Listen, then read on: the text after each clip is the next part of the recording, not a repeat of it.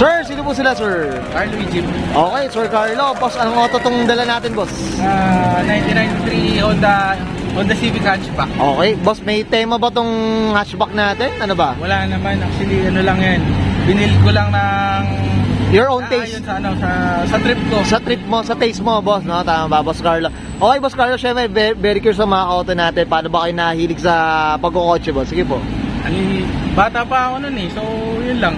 Parang 7 years old, puro drawing ko nun, puro auto na.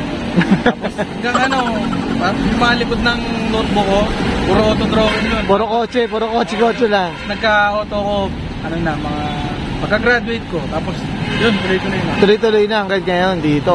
Okay. Boss Carlo, syempre, dito sa auto culture, check natin interior, exterior, tsaka engine bay. Okay lang, boss? Okay. Okay, so palabas si Boss Carlo. So, tara, check natin.